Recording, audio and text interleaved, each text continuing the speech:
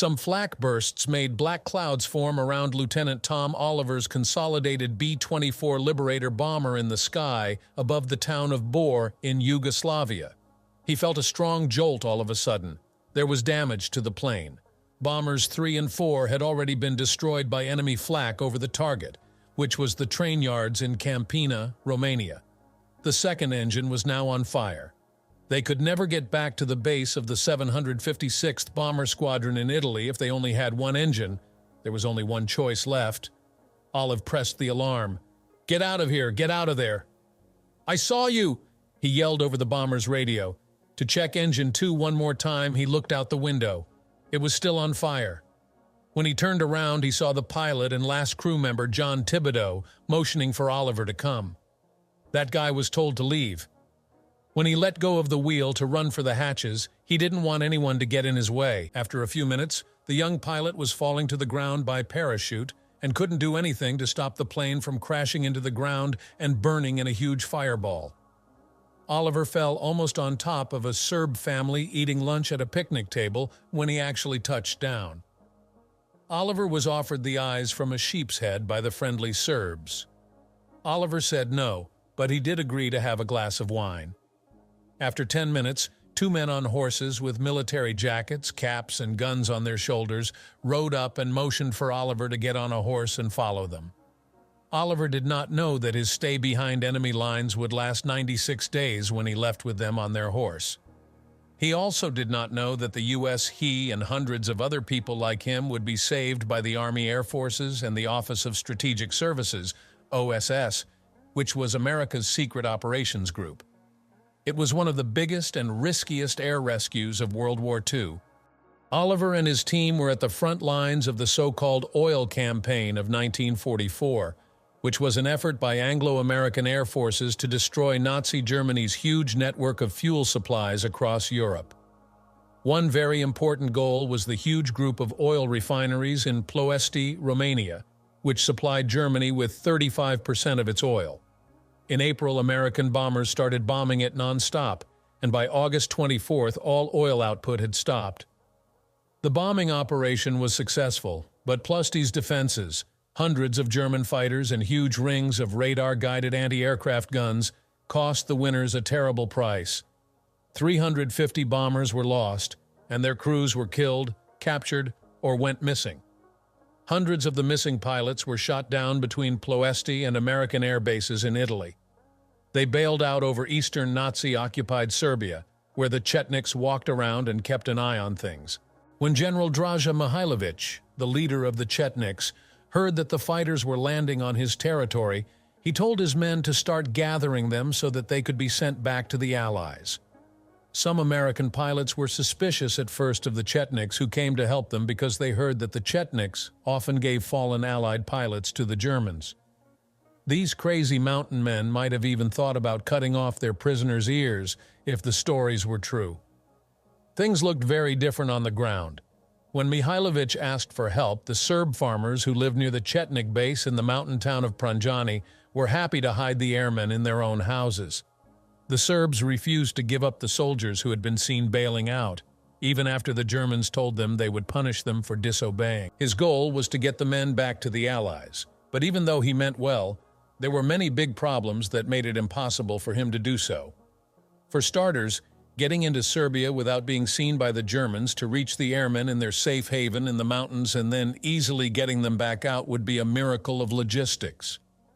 But in the end, getting past the huge political problems that stood in the way of an operational relationship between the Allies and the Chetniks was even harder than the logistics, and there were several reasons for this. In April 1941, Yugoslavia gave up to a German invasion force. The Royal Yugoslav Army's Chetnik units then ran to the mountains to keep fighting their invaders. In the summer of 1941, a big group of Chetnik bands led by Colonel Draža Mihailović, who was in charge of the Yugoslav army at the time, started attacking Axis troops. At first, this got good press, military help, and support from Allied countries. In return, the Axis forces killed innocent Serb civilians as a way of getting back at them. Because of this, Mihailovich stopped the armed Chetnik resistance so that he could keep his army in the field to help the Allies free Yugoslavia later. The partisans, on the other hand, were a rival communist rebel group that fought the enemy with great enthusiasm, which earned them praise from the Allies. This, along with the Chetniks' lack of action and focus on the rising partisan Chetnik civil war, and some fairly solid claims that the Chetniks were working with the Germans and Italians, made the Allies lose faith in Mihailovich's dedication to the fight. At the end of 1943, the Allies officially stopped supporting the Chetniks and began supporting the partisans. Even though Mihailovich was no longer welcome with his old friends, he started trying to let them know about the airmen's presence through a variety of lines of communication. Through a British radio link that the Chetniks had used to talk to Allied leaders, he had his men send notes. He also told the Yugoslav government in exile in Cairo what was going on. These messages were sent by the Yugoslav government to Konstantin Fotić, who was the Yugoslav minister to the U.S. in Washington. D.C. Fotić then told the U.S. the War Department. The American government, on the other hand, did nothing. By some strange turn of events, Mirjana Vujnović, a Serb worker at the Yugoslav embassy in Washington, heard about the airmen's situation. She wrote to her husband right away. Captain George Vujnović is in charge of operations at the OSS field station in Bari, Italy. She asked if he had also heard of this. Nobody but George Vujnović had. After asking around in his circle of influence, it was found that the Americans knew what was going on, but because Mihailovich was still seen as a bad guy, there were no plans for a rescue mission. Vujnović started making a plan to get the men out once he was sure that what his wife told him was true. Vujnović was the son of Serb immigrants to the United States and had himself left Yugoslavia during the 1941 invasion. He felt a lot of sympathy for both the downed airmen and the people who were protecting them in Serbia, but he didn't think that the leaders of the Allies did too. The Special Operations Executive, Britain's OSS, was full of anti-Mihailovich feelings, which Vujnović and other Chetnik fans thought came from a campaign of lies spread by communist-leaning partisan supporters inside the organization. So it wasn't a surprise when the British were strongly against Vujnović's plan. Also, since the SOE was officially in charge of all secret operations in the Balkans, it was clear right away that getting Vujnović's plan approved would be hard. The American officials were not as hostile, but they were still skeptical. They thought that Mihailovich might have helped the airmen so that he could use them as proof of his loyalty to the Allies. However, the tense relationships between the British and American intelligence communities, tense relationships marked by doubt, unwillingness to work together, and sometimes outright hostility, tipped the political scales in Vujnović's favor. OSS had to go all the way to the top to get the go-ahead because of this determined resistance. In a meeting with U.S. early in July 1944, President Franklin D. Roosevelt met with the typically honest head of the OSS, Major General. Roosevelt is said to have heard William Wild Bill Donovan sum up his case for the operation, which was now called Halyard, by telling him, "Screw the British, let our boys go." Roosevelt said yes, and finally things began to move. Ira Eaker, who was in charge of the U.S. Mediterranean Allied Air Force, signed orders on July 14th to set up a new covert task group called the Air Corps Rescue Unit, ACRU. The 15th Air Force would provide air support for the ACRU. The real planning started when the OSS put together a team that would be dropped from the sky into Serbia. Lieutenant George Musolin, an OSS officer, would be in charge of the Halyard team, which was now officially called ACRU-1. Musolin had been in Yugoslavia from October 1943 to late May 1944 as part of an Allied mission to gather information and train members of Mihailović's Chetnik Corps. He had seen for himself how bad things were for the downed pilots. 40 of them went with the mission as it was evacuated back to Italy. Back in Bari, Musolin was angry when he learned that there was no way for downed airmen to get out of Chetnik areas like there was in partisan areas. This was because the Allies still didn't trust the Chetniks. Musolin was sure that they were innocent and offered to fly back into Serbia to find proof of the Chetniks' loyalty, but his bosses turned him down. It was time to go back now, in July. Army Master Sergeant Mike Rajacic would be Mussolini's second-in-command, and Navy radio specialist First Class Arthur Jibilian would be Halyard's radio man. Both men had been in OSS secret operations in Yugoslavia. The three guys could all speak Serbo-Croatian. As the Halyard team quickly stepped up their plans and got the tools they would need, the managers started to think about how dangerous the men would be. The Allies had cut off all radio lines to Mihailovich, except for one indirect, unprotected channel, so it would be hard for them to even tell the Chetniks what they planned to do. The OSS was afraid that the Germans would be listening in, even if they could call up the Chetniks over this radio link, which would put tactical security at risk. Because of how unstable the military situation in Serbia is, the marked drop zone could also end up in the hands of the Germans without warning. Mussolini knew that the Germans often set off flares on the ground to attract Allied planes flying above. Even worse, the Air Force would have to fly its unarmed C-47 cargo planes into a landing zone that was only minutes away from Luftwaffe airfields. This would make the C-47 crews completely vulnerable to enemy air attacks, so the Air Force chose to land at night, which would have been dangerous even if the one landing strip near Pranjani had been useful, which it was not. Putting the three-person Halyard team in safely had to be the first thing that happened. Once the team got to Pranjani, Halyard leaders hoped they could fix any problems that might come up with the first airlift. After making plans, the British told the Chetniks to be ready for the Halyard team to arrive between July 15th and July 20th at certain locations. The Halyard team's infiltration took much longer than planned because of problems with their tried air jumps over the designated drop zone. Bad weather stopped the drop on July 8th. This happened on July 19th. The team flew over the drop zone, but there were no ground signs there, so they turned around and went back to where they started, afraid of being caught. On their third try, on July 25th, just inside Yugoslav airspace, heavy anti-aircraft fire hit their transfer plane. Once more, there was no signal at the drop zone. On July 26th, the next night, the red lights below didn't belong to the warning they were looking for. Suddenly, a German warning flare in the air lit up the plane with a blinding glare, and then small arms fire started. Since they were clearly in the wrong place, the plane turned around and flew back to Italy right away.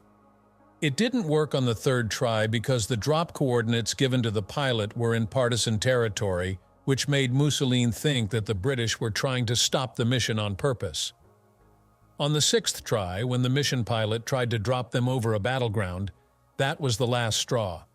That was it.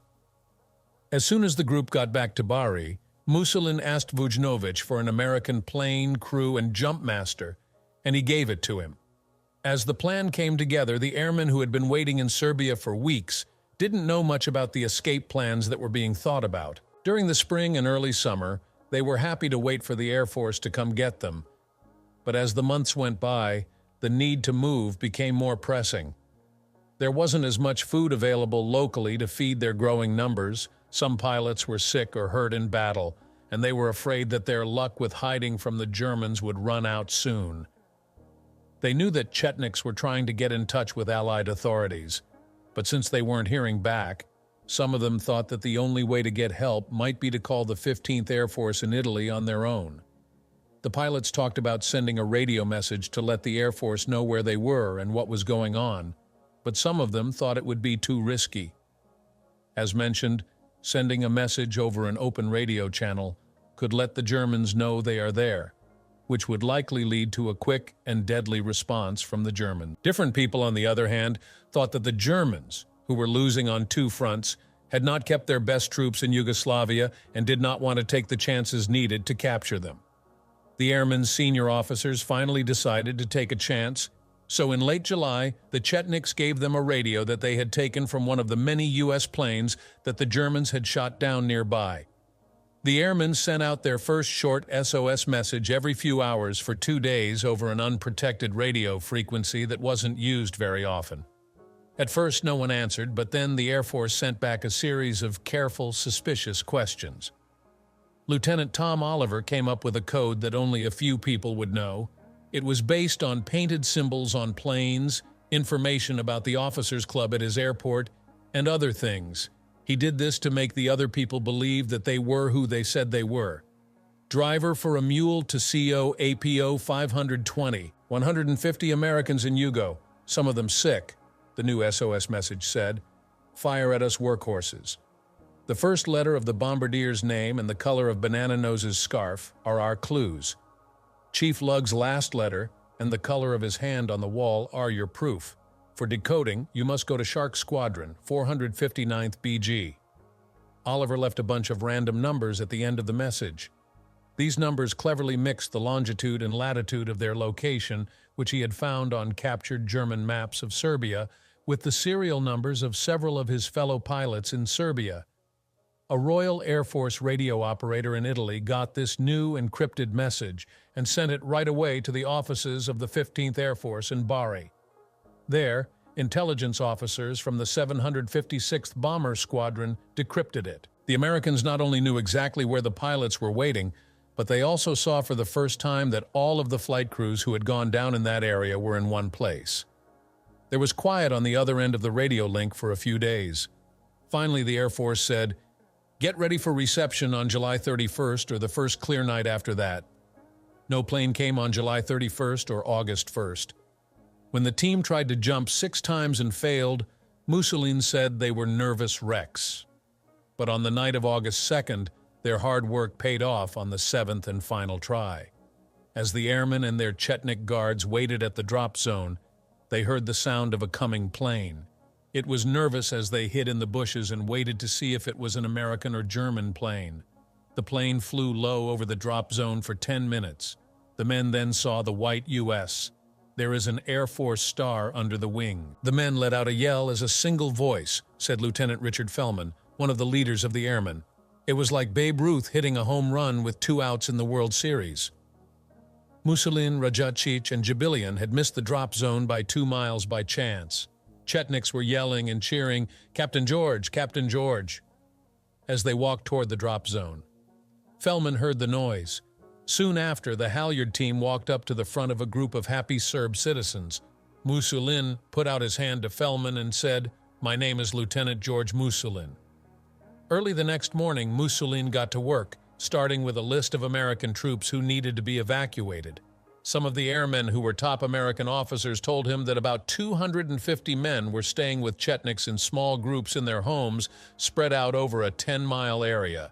26 of the airmen were hurt, so Mussolini used the medical equipment the team brought to set up a small hospital. There were a few pilots who were barefoot and dressed in a mix of Air Force and Serbian peasant clothes. The looks of many of them had changed to look like their Chetnik hosts, with long hair and beards. Next, Captain Zvonko Vučković, who was in charge of the I Chetnik Corps men guarding Pranjani, told Mussolini about the safety situation in the area. There were 3 German troop garrisons not far away. One was 12 miles to the south at Čačak, with 4,500 soldiers. Another was 20 miles east at Gornji Milanović, with 250 soldiers, and the third was 5 miles from the airport, with 250 soldiers. Kraljevo, which is 30 miles south, also had a Luftwaffe airport. Aside from being high up in the mountains and out of reach, the only things protecting the airmen from the enemy were the support of the local Serb civilians and the double ring of defenses and roadblocks held by Chetnik soldiers around Pranjani. Making the Chetnik forces' existing airstrip usable was the most important and difficult job that the Halyard team had to do right now. The airstrip was carved out of a small plateau high up in the mountains. On one side, it was surrounded by thick trees, and on the other there was a steep drop-off. It was only 1,800 feet long, which wasn't long enough for a C-47 to land safely, so it couldn't be used. The Halyard team would have to make the runway longer in some way. The 250 troops in the air, along with 300 Serb villagers and Chetnik soldiers carrying 60 ox carts and basic farm tools, got right to work. For almost a week, the work teams cut down trees, moved rocks with their bare hands, hauled gravel, and stomped the ground with their feet. The only time they stopped was to run into the woods for safety when German warplanes came over. People worked hard under Mussolini's direction, and by August 8th the field was ready. Jibilian told Bari over the radio that people could start leaving the next night, August 9th. The only problem was a short scare a few hours before the first planes were supposed to arrive that almost took down the whole plan. At 6 p.m. on August 9th, Rajacic and Jibilian were setting up flare pots to mark the runway. Suddenly, 3 German planes, a Stuka dive bomber, a Ju-52, and a plane with the Red Cross on it, buzzed the landing field, circled it, and then flew back the way they came. The shocked Halyard team thought the worst, that the Germans knew about the plan and were sending troops to capture or kill the airmen or shoot down the coming C-47S, which were already in the air and couldn't be called back. The men felt useless because bad things were about to happen. Still, they had one thing that could give them the upper hand in a German attack: a secret phone line to a Chetnik source in Gorny Milanovac, which was a close German garrison town. Strange things happening in Gorny Milanovac could mean that trouble is coming, but the town was said to be quiet. Those 72 people were allowed to leave, along with their fellow pilots, the Halyard team, and dozens of Serb villagers and Chetniks who had come to wait for the first planes. Everyone was happy and excited, but also stressed and worried. The sick and hurt would be among the first men to fly out. Each plane could only hold 12 people to keep the weight down because the runway was so short and dangerous. The Halyard team asked the Air Force to take each transport plane to its bare bones and only bring half a tank of gas with them on each flight. This was to help them meet the weight standards. At 11 p.m., when people heard the first sounds of C-47 engines coming, they cheered. On the field, Jibilian rushed to use an Aldous lantern to send the identification signals. An Aldous lantern is designed to send focused flashes of light. He pulled the trigger 3 times, which was the set signal: red, red, red. The first C-47 sent back the same signal: red, red, red. Jibilian gave the plane the go-ahead signal to land, and it answered X-ray. "All right, guys, that's it." Mussolini yelled to his men, and they cheered again. Mussolini told the sides of the field to light up with hay bales and green flares, which meant the landings could begin. The hardest and scariest part for the pilots of the 60th Troop Carrier Group of the 15th Air Force was now coming in. It was almost dark. The first plane went too far off the runway and had to take off again to keep from crashing. 3 planes behind it were able to land safely, and then the first plane did the same thing on its second try. The only bad thing that happened was that one of the planes hit a haystack and the tip of one of its wings got damaged. 4 people were on this first flight: Captain Jack Matrani of the 15th Air Force, 2 medical workers, and Lieutenant Nick Lalich of the OSS, who was coming to work with Halyard. Very quickly, they switched places with the first group of eagerly waiting evacuees. In just 20 minutes, those people had said their emotional goodbyes to their Serb rescues and were ready to leave on the plane. Just before the planes took off, the side doors of all 4 of them suddenly opened, revealing the crew members taking off their boots and holding them up for the locals to see. One by one, they threw their boots out the open doors as a final way to show how grateful they were to the people who were taking care of them. Many of them were wearing nothing but traditional Serb felt slippers. Just barely, both the landings and the takeoffs went well. Mussolini was worried about the risks and problems of landing at night, so he told Jibilian to ask Bari to pick them up during the day. 2 more flights of 6 C-47S arrived the next morning. Each flight had 1 plane land every 5 minutes, and this time they were accompanied by a strong group of North American P-51 Mustang and Lockheed P-38 Lightning fighters. Fighters were sent to attack nearby German garrisons and the Kraljevo airfield to take the attention off of the C-47S. This time, they were able to land much more easily than the night before. As each plane touched down, a crowd of screaming Serb women surrounded it and threw flowers at it. The incoming and departing crews reacted enthusiastically by making loud noises of their own. During the chaos that followed, Mussolini had to keep the crews on task and herd the pilots onto the planes.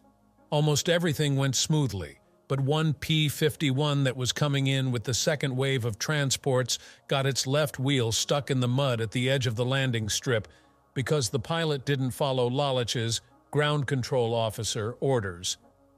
Right away, Mussolini got 100 Serbs to help him dig out the plane and send it on its way.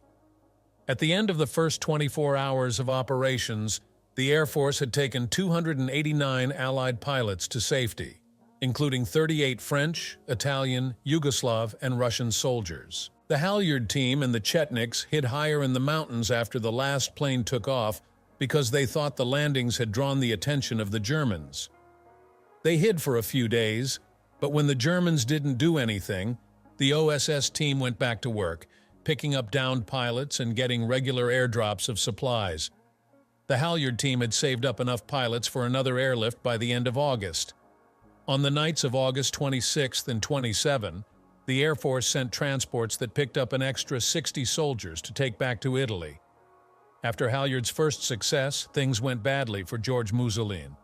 On August 27th, he had to go back to Bari, leaving Nick Lalich as mission leader.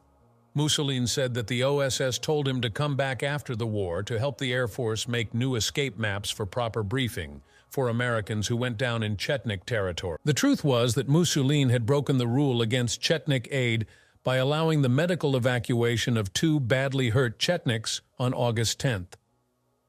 2 partisan troops waiting on the other end in Bari recognized them as Chetniks. By the end of the day, Mussolini's bosses had sent him home for helping Mihailovich's forces, which was officially a bad thing. Mussolini fought against being called back for 2 weeks before giving up. At the same time, the Americans at Bari gave 1.5 tons of medical goods to the Chetniks as a reward for their help with the first airlifts, even though some Anglo-Americans were against this kind of aid. Outside events in the rest of Yugoslavia slowed down the evacuation plan just as it was getting going. Marshal Tito, the leader of the partisans, was now in charge of all of Yugoslavia except for Serbia and parts of Bosnia. In September 1944, he led one last push into Serbia to crush Mihailovich's troops and make sure he kept his power. The partisans got around the German garrisons around Pranjani and then closed in on the Chetnik headquarters. They fought with Chetnik units outside of town for several days. Mihailovich's Chetniks had already lost a lot of land, men because they quit, and weapons when they couldn't get help from the Allies. On September 10th, the partisans quickly followed them out of the town. There was no choice for the Halyard team but to leave with the Chetniks. From then on, the evacuation operation was like a moving show that went all over Serbia and Bosnia. The Halyard team and their Chetnik partners first went 30 miles north through the Suvobor Mountains to Majanic. From there, they went to Koceljeva and found a new runway there. In the 3.5 months that followed, people were evacuated using whatever wide, flat areas were nearby and easy to get to, like farmers' fields. As the Chetniks moved into Bosnia, they kept gathering pilots from the US, UK, France, Italy, and Russia to send to safety. Just 4 miles away, there was a fight between Chetnik and partisan units. On September 17th, 2 C-47S landed to fly 24 airmen, some of the Halyard medical team, and Navy photographer JB out of the area. Allen. The group left Koceljeva and crossed the Drina River into Bosnia. They then went on into the Trebava Mountains, where they met more American pilots. After that, they worked on a new airport at Boljanik, and then went south past Sarajevo to Okruglice, which was the end of their journey.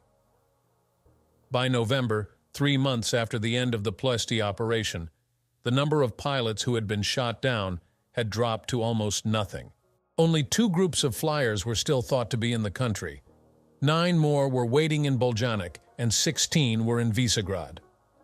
The 16 later made it to Okruglice. It was clear that the Halyard team's job was done, and it was time to leave. Lalich was given 2 choices by the OSS leaders in Bari for the last evacuation. They could either have the 9 airmen at Boljanik come down to Okruglice so that they and the mission could be picked up on the Adriatic coast, or they could give the partisans the remaining 25 evacuated people and have them taken out of the interior. Lalich asked over and over again that he be picked up at the Boljanik airstrip. During one of Lalich's last talks with Mihailovich, He told the Chetnik leader that the OSS would take him to safety on the last flight out of Boljanik. The case for giving up the fight was strong at this point in the war, since things for Mihailovich had gotten very bad. In October, attacks by the partisans destroyed his main fighting force.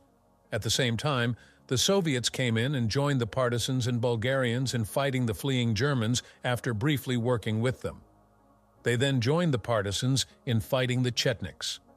Mihailovich kept hoping that the Western, non-communist allies would land in Yugoslavia. When those dreams started to fade, the desperate leader of the Chetniks started working behind the scenes with anyone who would help him fight the partisans. This included the pro-fascist forces of former Yugoslav Army General Milan Nedic, who was Germany's puppet ruler of Serbia, and the Germans themselves.